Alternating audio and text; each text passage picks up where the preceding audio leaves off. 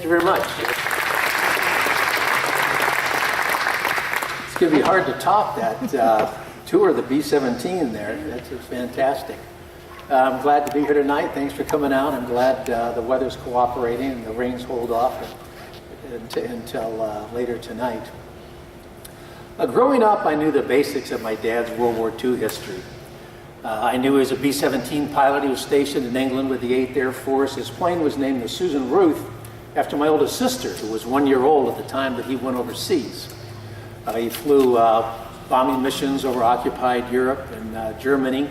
And in February of 1944, his plane was shot down. And after he bailed out, he was missing in action for 7 months, but he evaded capture and eventually made it back to England. But it wasn't until I retired, until 2009, that I actually had the time to really delve into my dad's war history in more detail. At that time, I had no intention of writing a book whatsoever.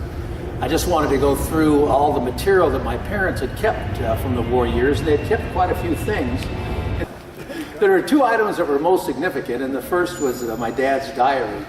And as I mentioned, it was absolutely riveting, and so much so that it was included in 2 books that were written. On the left, the book is The Mighty Eight by Gerald Astor, which is about the 8th Air Force that was stationed in England during the war and flew high-altitude daylight precision bombing missions. And the goal of the 8th Air Force was to hit industrial and military targets to cripple Germany's ability to make war. The term Mighty Eighth was coined by the noted historian Roger Freeman because of the number of planes that the 8th Air Force could put up on their missions, which numbered into the hundreds. And on December 24th of 1944, they had 2,000 bombers that hit Berlin. And I get excited when I see one B-17. I can't even imagine what it must have looked like to see 2,000 in the sky. The other book was First Over Germany, written by Russell Strong. It was about the 306 bomb group that my dad was in. Russell Strong was a navigator in the 306 bomb group, and after the war became its historian and formed the 306 Historical Association, of which I'm a member of the board of directors. Actually, I'm immediate past president of the 306 Bomb Group Historical Association. The 306 motto was First Over Germany because they were the first bomb group to bomb a target in Germany on January 27th of 1943. They were also the oldest serving bomb group in the 8th Air Force. They arrived in England in September of 1942, and they didn't go back home until December of 1946. After the war, they stayed over. They were involved in the Casey Jones project, which was the aerial photo mapping of Western Europe and Northern Africa. The other item that was really significant were all the letters that my dad had written to my mother while he was stationed in England that she kept. And reading those letters were absolutely fascinating. My dad was very candid in what he wrote.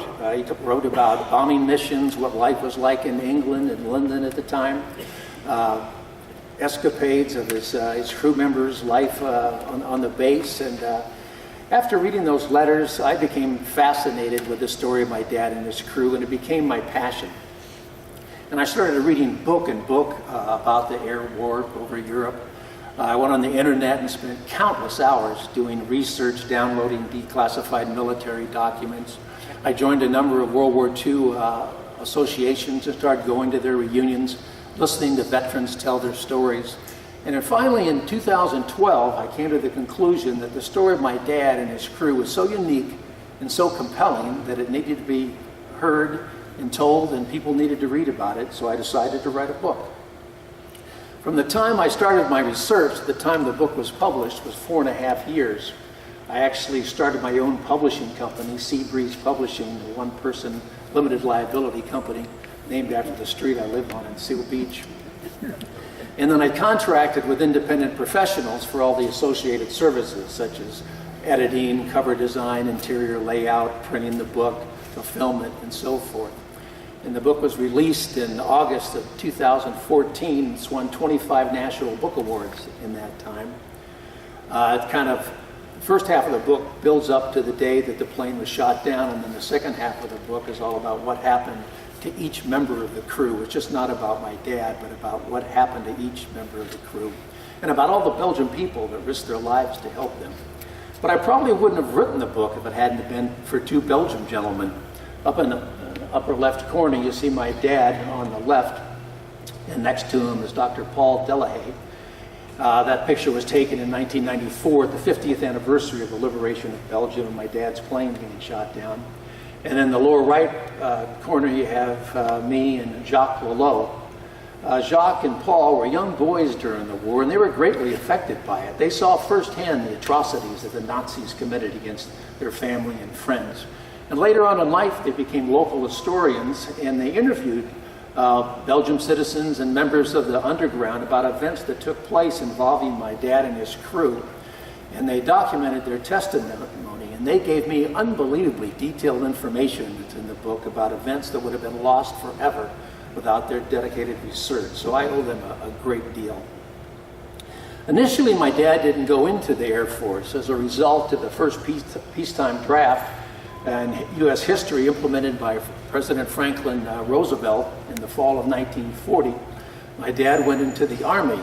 He enlisted in Los Angeles in April of 1941, and he was stationed at Fort Lewis, Washington. And at the time, the U.S. military was woefully weak. They ranked 18th in the world behind Romania in military strength. And as you can tell by the World War I vintage uniform that he's wearing here, they were also very ill-equipped. 3 months later, he married Ruth Hempel. This is their wedding picture at First Lutheran Church in Pasadena. My mom was born and raised in Pasadena. My dad was born in Norfolk, Nebraska, but he moved out to Southern California with his family when he was 13. A few months later, on December 7th of 1941, Japan bombed Pearl Harbor. The United States was at war. Well, my mom was really concerned about the future. Things were very uncertain at that time. So over Christmas, she went up to visit my dad in Washington. And 9 months later, Susan Ruth was born. Well, my dad at the time was a little concerned how he was going to support his new family. As a new bride, a baby on the way, and he didn't think he could support him very well on the privates paying the Army. So he decided to volunteer for the Air Force. So in June of 1942, he went through pre-flight training at Santa Ana, California, and then went through the various phases of pilot training. This slide's a little difficult to see, but it shows the various stages. There's three basic stages to become a pilot. The first was primary training, and it's very tough to get through pilot school. 40% of the guys that started were washed out and didn't finish. They typically became bombardiers and navigators. After primary training, they went into basic training. And from basic training, they separated the pilots out. They either went into single-engine planes or fighters, or they went into twin-engine planes, which are bombers or transport planes. My dad was 6'3". He went into bombers. Typically, the smaller pilots went into fighters because of the cramped conditions in the cockpit. But I personally feel it also depended on their personality. It seems to me fighter pilots tended to be somewhat cocky, independent, risk takers, be more individualistic, where the bomber pilots tended to be more level-headed and more team players. Here you see my dad right after he soloed in primary training. You couldn't wear your goggles on the top of your helmet until you soloed. So this is a proud moment for my dad where he soloed and can wear his goggles on top of his helmet. Back then, I think everyone smoked. These are the three planes that he flew during pilot training. Up on top in primary training, he flew a Stearman biplane, and then the middle plane is a Multi-Valiant that he flew in basic training. And then in advanced pilot training, he flew a twin-engine. This is a AT-9 Curtiss Wright. He also flew a Cessna Bobcat. And then finally, he graduated from advanced pilot training on April 12th of 1943, where he received his pilot's wings and his commission as a second lieutenant. From there, he went through transitional crew training, where he learned how to fly a 4-engine B-17 bomber. And then from there, he went to operational crew training, where the various members of the crew came together and they learned to operate as a team. And then once deemed ready, they were assigned overseas to the European Theater of Operations. On October 21st of 1943, my dad and his crew reported to the 306 Bomb Group at Thurleigh, England. It was located about 60 miles north of London. This is a picture of what the base looked like back then. It's no longer there, but there's a nice little museum that is there now. Although the surrounding countryside pretty much remains the same. It's all rural farmland, little country roads running throughout. It's very quaint. Here you see the emblem of the 306 Bomb Group. There were 3 air divisions in the 8th Air Force. The 1st, 2nd, and 3rd. 306 was in the 1st Air Division, which was signified by a triangle. And then each bomb group was signaled by, designated by a letter, and the 306 was H. Some of you might recall the movie 12 O'Clock High starring Gregory Peck. Well, that was actually based on a true story about the 306 bomb group. The 306, the fictitious bomb group in the movie, the 9/18th, was derived by multiplying the 306 by 3. Another distinction that the 306 has is that their flight surgeon, Dr. Thurman Schuler, was responsible for convincing 8th Bomber Command General Ira Eaker to implement a mission limit of 25. Prior to that, there were no mission limits at all, and these bomber crews quickly realized that they were never going to make it through the war without a limit, because they'd either be killed or be shot down and become POWs. He initially lobbied General Eaker to put in a mission limit of 20, but he raised it to 25. And then after Jimmy Doolittle took over the 8th Air Force in January of 1944, he eventually raised it to 30 and then 35. There were 4 bomb squadrons in each bomb group. In the upper left-hand corner, you have the clay pigeons, so named by a journalist because of the heavy losses they took during the war. The clay pigeons, the 367th, took more losses than any other bomb squadron in the entire 8th Air Force. And then you had the Eager Beavers, the Grim Reapers, and then my dad's squadron, the 369th, Fightin' Bitin'. I always like to point out the ground crew. These combat crews got all the recognition and the glory, but really these ground crews are the guys that kept these planes flying.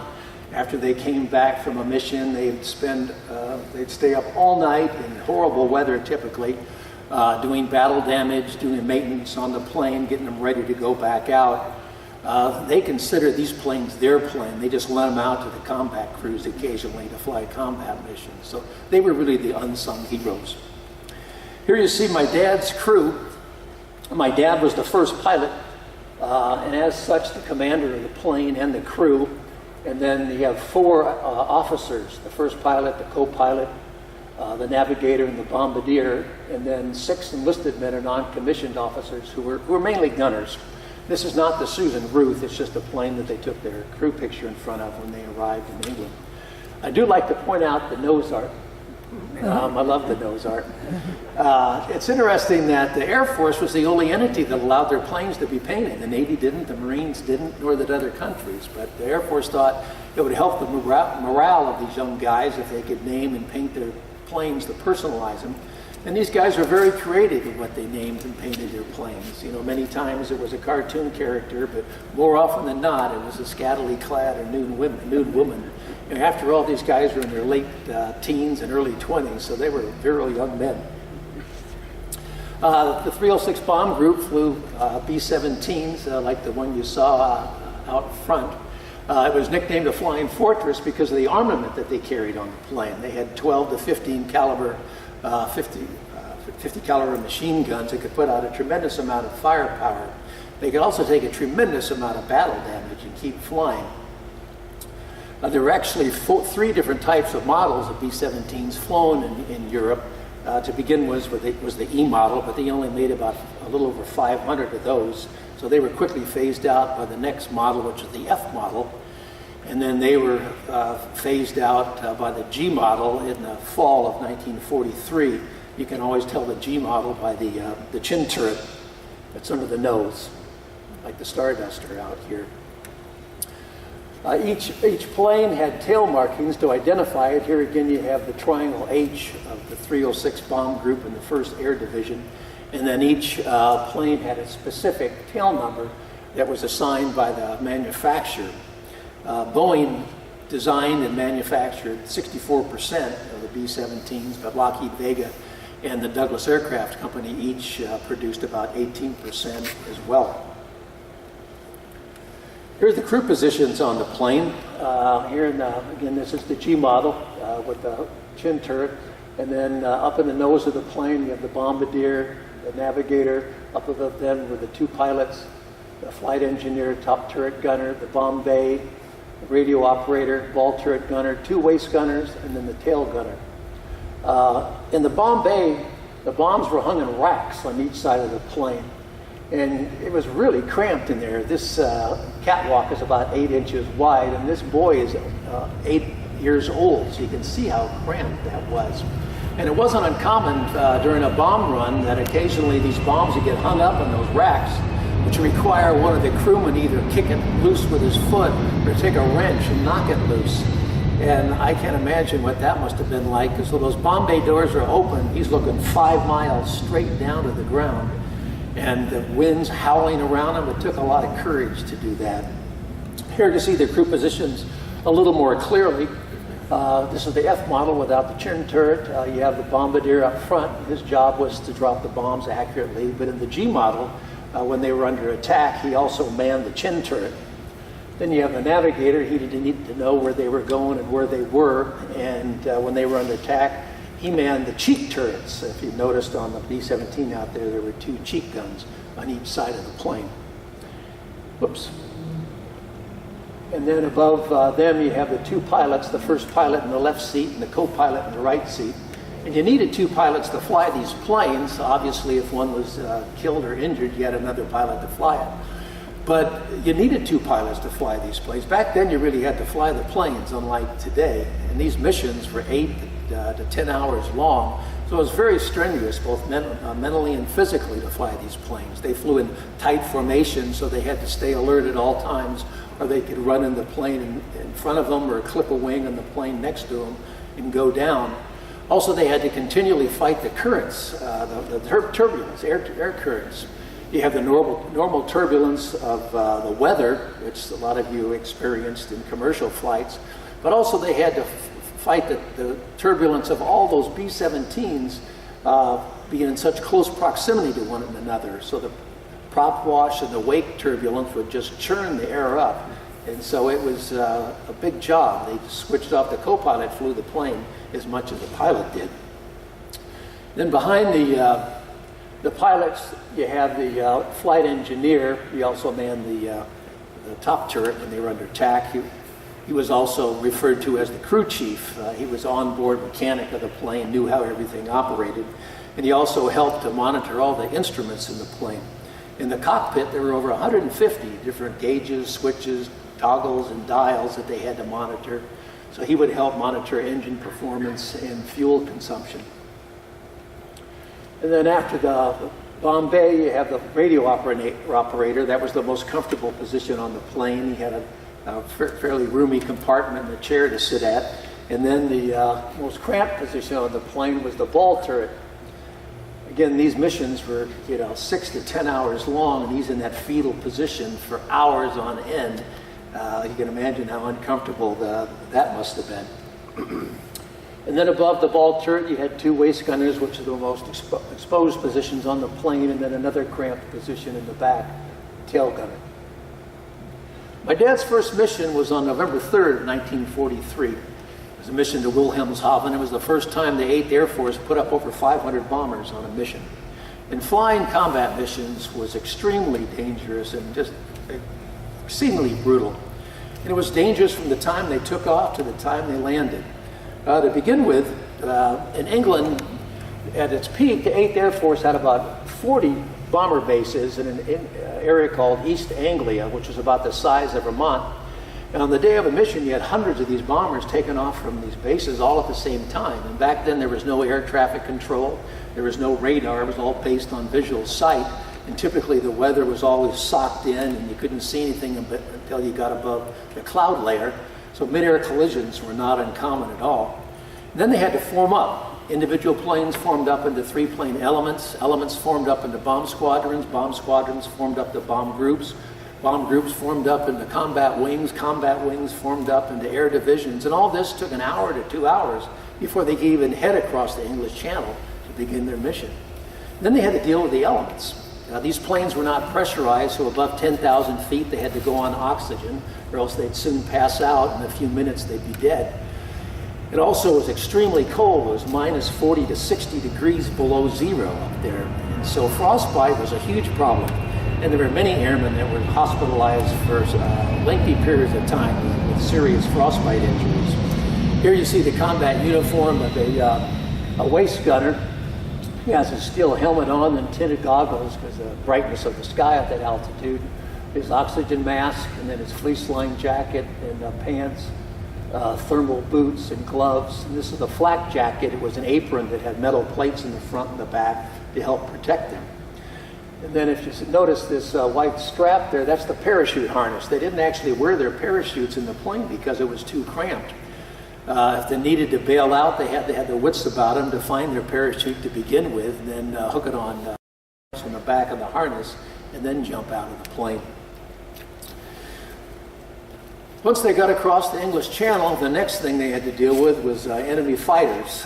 Germany had radar stations set up along the continental coast of Europe, so they knew when these bombers were coming, and they'd send up their Air Force, the Luftwaffe, to intercept them. Here again, you see the waist gunner with his goggles, flak jacket, all these spent cartridges on the ground. Here's his 50 caliber machine gun. And the ammunition came in belts that were 27 feet long. So if he fired the whole belt, he said he fired the whole 9 yards, and that's where that expression came from. At the beginning of the war, it was 8th Bomber Command's belief that these heavily armed bombers flying in these tight formations could defend themselves from the German Luftwaffe. They flew in what was called a combat box formation, and this is the box of a combat wing. And then within the wing, the box of the wing, you have 3 boxes representing bomb groups. And then within each bomb group, you have 3 boxes representing bomb squadrons. So the thought was all this interlacing firepower could ward off the German fighters. Here you see another view of the formation from on top. It was a 3-dimensional formation. You had a lead squadron, then a high group, and then a low group. And then this is from behind. Unfortunately, 8th Bomber Command's belief that they could defend themselves was sadly mistaken. At the beginning of the war, 1942, especially 1943, the 8th Air Force took devastating losses. And then when they finally gave them fighter support, the fighters didn't have the fuel capacity to escort the bombers all the way deep into Germany. They could make it across the channel into occupied Europe a ways, but then they'd have to turn around when their fuel got low and head back to England. Well, that really didn't help the bombers all that much because the Luftwaffe would just wait till the U.S. fighters would head back, and then they'd come in. It culminated in the fall of 1943 in what was called Black Week. During a 4-mission period, the 8th Air Force lost 148 planes in 4 missions. That's almost 1,500 men, with the worst day being August 13th, 1943. It's called Black Thursday, when the 8th Air Force lost 60 planes in 1 mission. That's 600 men. The 306 bomb group lost 10 out of the 15 planes that they put up that day. Is that Schweinfurt? Schweinfurt, yeah, 2nd Schweinfurt mission at ball bearing factories. Even though they implemented that 25 mission limit, it was statistically impossible to complete 25 missions. The average number of missions flown before being shot down was only 6. But after Black Week and Black Thursday, the 2nd Schweinfurt mission, the 8th Air Force was in shock, basically. There was no way they could continue sustaining those types of losses. And they seriously considered giving up daylight bombing. And for the rest of 1943, they didn't go into Germany at all, and they only flew about 5 or 6 missions the rest of the year. It wasn't until right at the end of 43, the beginning of 44, when the P-47 Thunderbolts were given external fuel tanks and the introduction of the P-51 Mustang, that these bomber formations finally had adequate support that could go with them all the way deep into Germany and back. The P-51 Mustang was especially effective. They basically wiped out the German Luftwaffe in the spring of 1944. The next thing they had to deal with was anti-aircraft fire. Here you have a flak gun. Flak was the abbreviation for aircraft defense cannon in Germany. And they could fire 20 shells a minute, and they were calibrated to explode at the same altitude that the bombers were flying. They were deadly weapons. And these shells were filled with all different types and shapes of razor-sharp metal that would just burst out hundreds of feet when they were exploded. And they could easily penetrate the thin aluminum skin of these bombers. It was so thin you could take a screwdriver and just poke it right through it. From a distance, they looked pretty like harmless black puffs, but as these formations got closer, these puffs got bigger, the explosions got louder, and once in amongst the exploding flak, these concussions of these shells exploding would just violently rock the ship. If a bomber was hit directly, it would basically disintegrate and just disappear. If it hit a wing, the bomber would just plummet like a rock.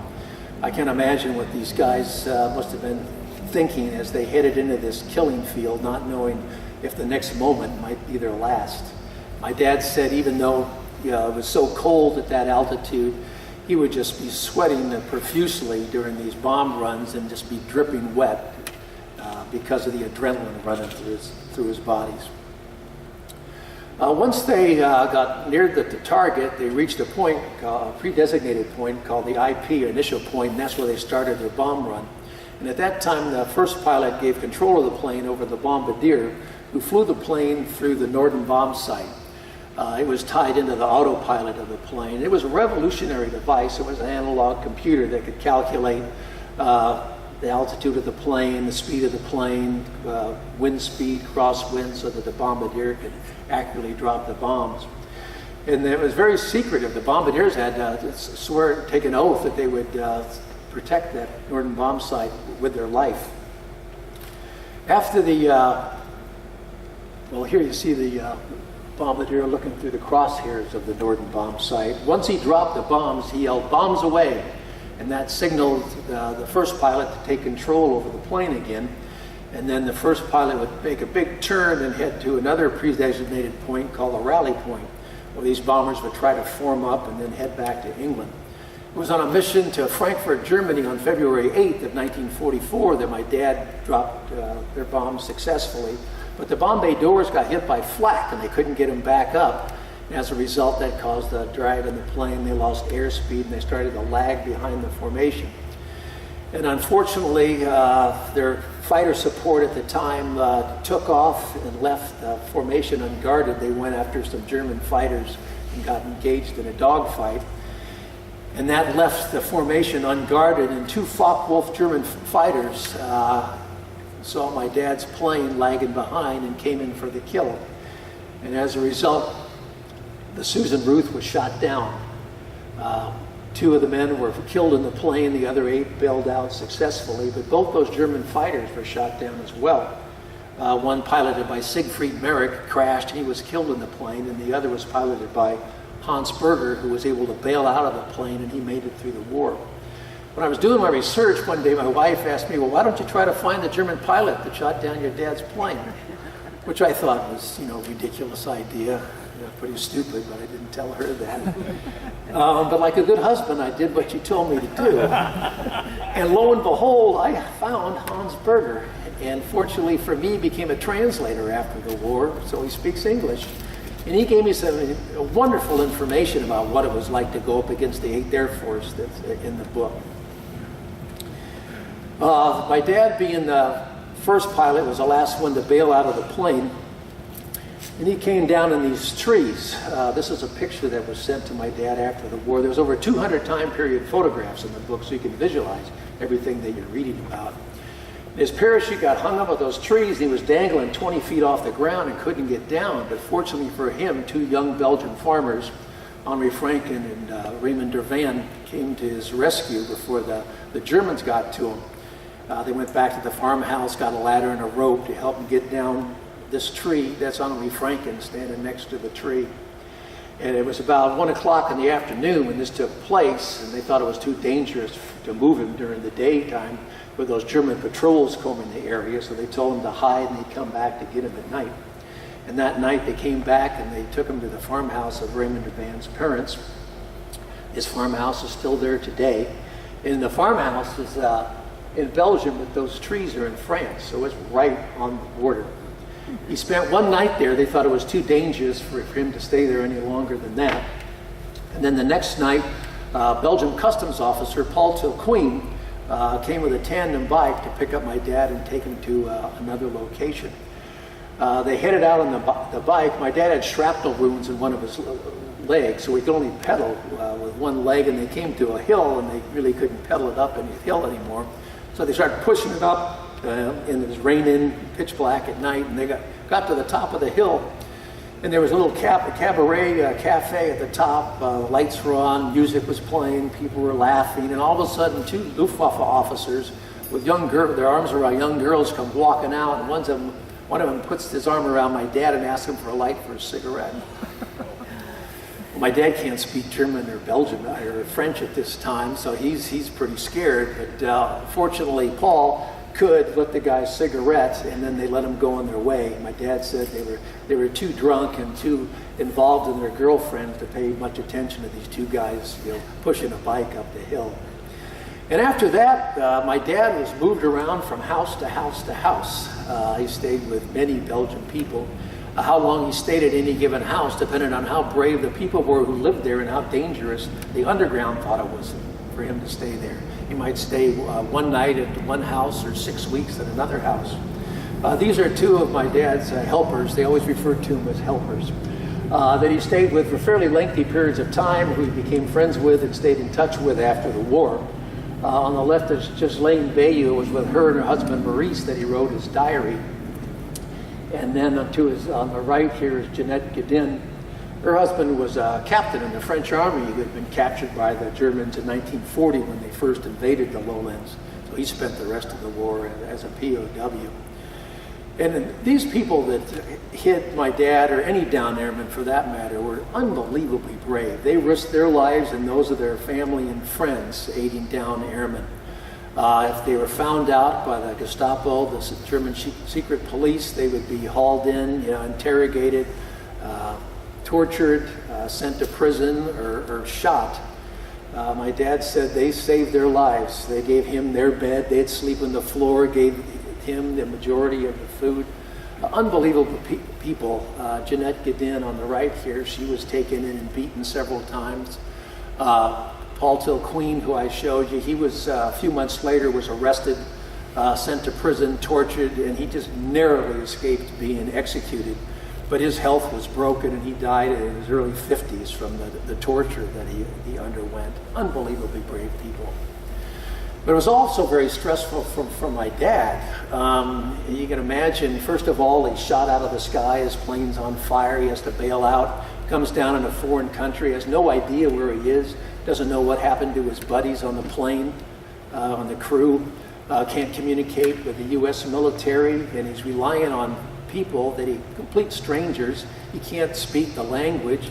Any one of them could be a collaborator and turn him over to the Gestapo. And when he was in hiding, at any time, because the Gestapo could just break in and either arrest him and send him to prisoner of war camp or shoot him. So finally, he got tired of hiding. I guess he got tired of being the hunted and wanted to become the hunter. So he joined the French resistance called the Maquis. This isn't his group, but it just gives you an idea of the Maquis. They were small independent guerrilla fighters that were located all across France. There were about 20 in my dad's group. It was led by a French lieutenant who had escaped from a German prisoner of war camp. There were a few Frenchmen, Belgians, and some Algerians in my dad's unit. And their goal was basically to harass the Germans. They would disrupt communications, sabotage railroad lines, attack convoys, assassinate German officers. They were supplied by the British through airdrops, and then they got their instructions from the British through coded messages over the BBC. My dad said that their information they gave him was unbelievably accurate.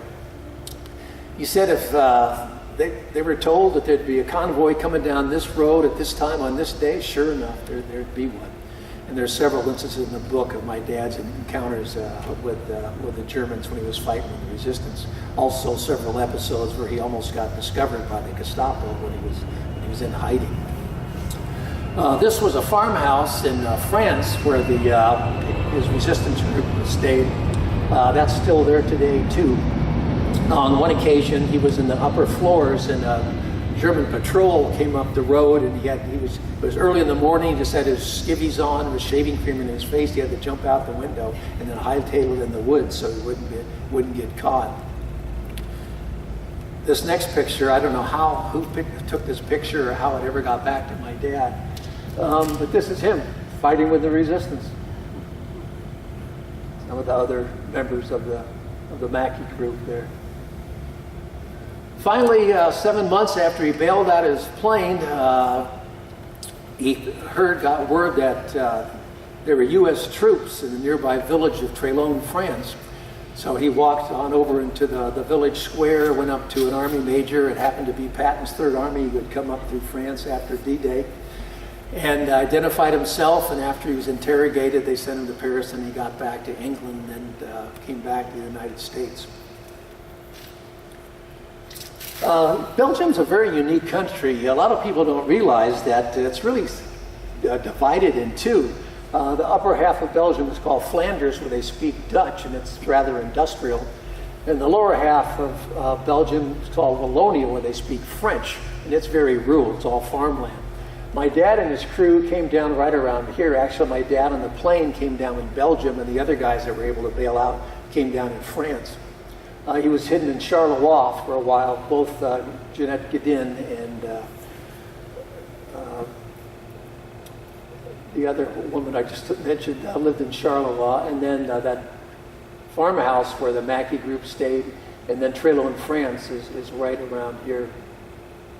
I've been to Belgium 4 times. It's a wonderful, wonderful country. To this day, they're so thankful and so grateful still for the Americans rescuing them from Nazi oppression. And they do a great job of educating the younger generations about it as well. They've erected a number of memorials in the area.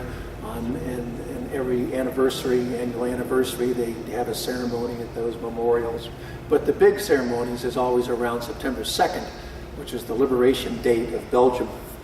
And those celebrations last for several days. This is a poster from 2014, the 70th anniversary. And they erect these big tents. This is just a part of a tent. They seat hundreds of people. They have band concerts, lunches, dinners, dances. They're great affairs. All the people that volunteer dress in period costumes, and the local beer Chimay just flows, and everyone has a great time. They have ceremonies at various memorials in the area. This is the memorial at Cendron, which is right at the French-Belgian border, where the U.S. 9th Infantry first crossed over from France into Belgium on September 2nd to liberate the country.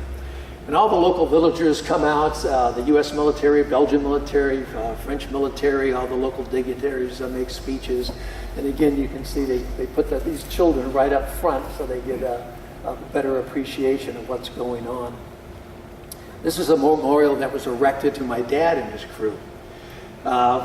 Like most World War II vets, my dad didn't talk a lot about the war until this memorial was erected in 1989. And he and the 3 other living members of the crew went over for the dedication, and there he was reunited with a lot of the Belgian people that hit him during the war, and saw those houses where he was hidden, and that brought it all back.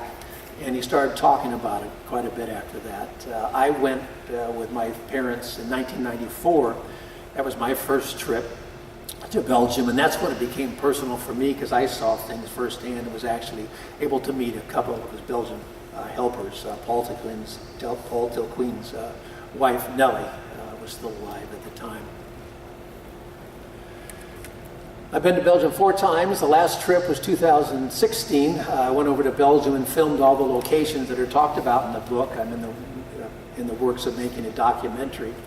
And then after Belgium, I went to Munich, Germany, where I filmed an interview with Hans Berger. This is what Hans Berger looks like today. He's 94 years old, and we've become very good friends over the last few years.